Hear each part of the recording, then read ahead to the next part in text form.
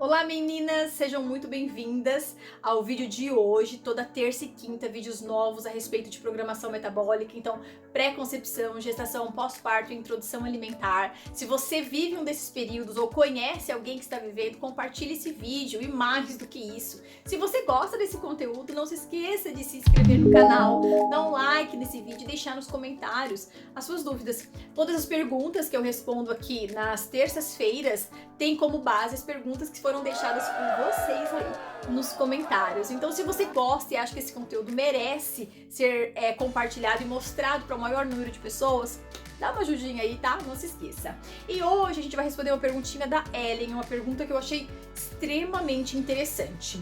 Nutri, eu sou bariátrica. Usar 5 mg de ácido fólico faz mal? Ellen, muito boa a sua pergunta, tá? Então, assim, todas as vezes que a gente vai pensar em ácido fólico, ainda ontem eu estava meditando sobre isso, quão importante é a presença desse nutriente, porque desde sempre a gente ouve falar do ácido fólico. Há um consenso entre todos os profissionais sobre realmente a suplementação de ácido fólico acontecer. O que houve de uns tempos para cá foram duas grandes repaginações a respeito dessa suplementação. A primeira delas é em relação à dose. Então, antigamente, a gente tomava realmente 5 gramas de ácido fólico, não era nem 5 miligramas, eram 5 gramas de ácido fólico. Era muito ácido fólico. E hoje, além dessa alteração em relação à gramagem, a quantidade de ácido fólico que você tem que tomar, a gente também tem uma suplementação de um ativo do ácido fólico diferente, que é o que a gente sempre fala por aqui nas outras redes sociais, que chama-se metilfolato. Então, assim, a pergunta da Ellen. A Ellen, ela tem uma especificidade que é em relação à cirurgia bariátrica. A cirurgia bariátrica, se você não sabe o que é uma alteração do trato gastrointestinal, né, especificamente do estômago, onde há um desvio ou a redução desse órgão visando a perda de peso. Pacientes bariátricos, eles têm sim uma necessidade diferente em relação a uma pessoa que tem o órgão, né, o estômago intacto, inteiro, com toda a característica de absorção deste trato gastrointestinal, tá? Em contrapartida, Ellen, assim como eu trato minhas pacientes que não são bariátricas, qual é o nosso padrão de referência sempre? 1, a sua alimentação. 2, os seus exames laboratoriais, tá? Então, pensando em programação metabólica, pré-concepção ou gestação, a gente tem que entender que alguns exames, eles são muito importantes. E a gente acompanha como anda essa evolução na gestação através do resultado desses exames laboratoriais. Por que eu digo isso? Eu tenho um caso de uma paciente, por exemplo, que tudo bem que não era em relação ao ácido fólico, é em relação ao ferro, que é diferente, mas só para vocês entenderem, ela tinha um status de ferro maravilhoso. Nós ficamos monitorando isso, né? Não é toda semana, né? A cada 2 ou 3 meses a gente faz o exame de ferritina e tava tudo bem. De repente, no primeiro exame do terceiro trimestre dela, a ferritina dela foi lá no chão. Eu entrei em pânico, desespero total e absoluto, porque afinal de contas eu que tava cuidando dessa parte. E assim, não havia uma explicação a não ser a evolução da própria gestação. Se porventura eu não tivesse tido esse cuidado de fazer a solicitação de exames, eu poderia deixar essa gestante descoberta de cuidados relacionados a esse status nutricional. Em relação ao ácido fólico ou metilfolato, é a mesma coisa. O ideal é a gente monitorar durante toda a gestação como é que está o teu status nutricional em relação a este e a outros nutrientes também, principalmente por você ser bariátrica. As minhas pacientes bariátricas, tanto da pré-concepção como gestação, a gente tem um protocolo de exames laboratoriais que a gente já inicia a gestação, ela já vai sabendo em quais momentos da gestação ela vai fazer esses exames, para que daí a gente realmente tenha uma segurança maior de estar fornecendo para esse bebê todos os nutrientes que ele precisa para o seu desenvolvimento, tá? Então é importante sim, mas eu ainda não tenho uma dose fechada, porque eu não tenho uma dose fechada para ninguém. Claro que 5 miligramas de ácido fólico é muito ácido fólico.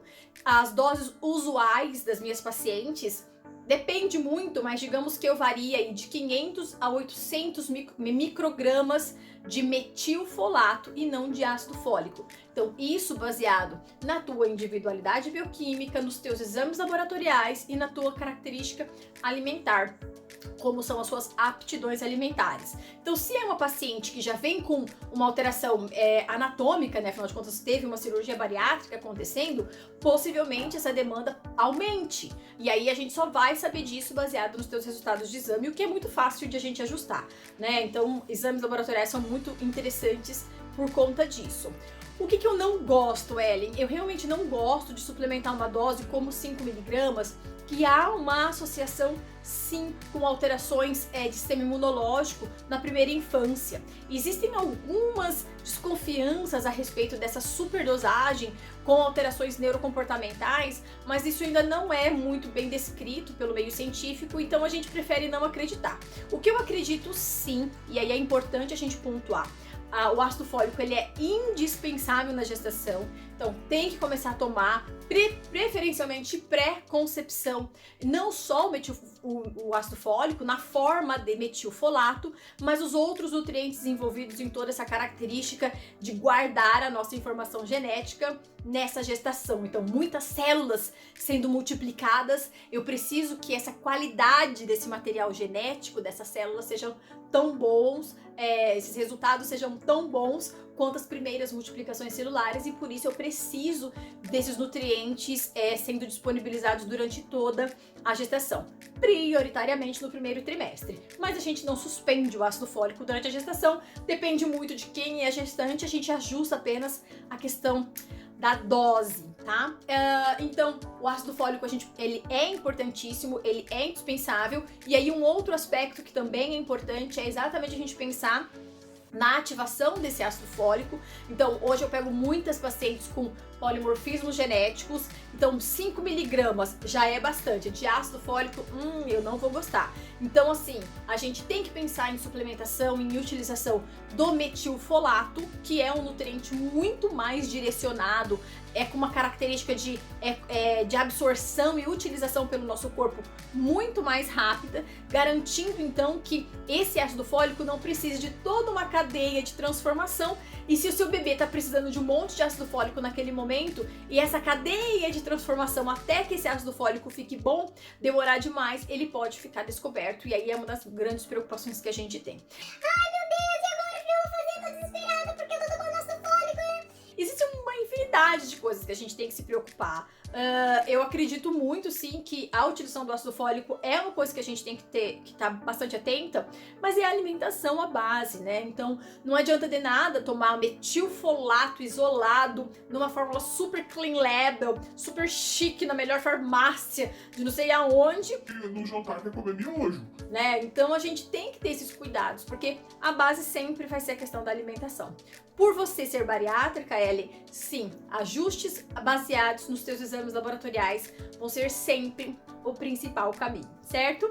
Então, meninas, espero que vocês tenham gostado, espero que tenha ficado claro. Eu sei que eu tenho essa característica de dar sempre muitas informações, mas se você gostou desse vídeo, não se esqueça de dar uma força aqui pro canal, poxa. Dá um like nele, se inscreva no canal se você ainda não é inscrita e compartilhe, comente, porque isso faz com que todo esse empenho e a dedicação de toda a equipe faça valer a pena e muitas outras pessoas tenham acesso a este conteúdo de qualidade, certo? Então, um beijo pra vocês, até quinta, no outro vídeo falando novamente de gestação.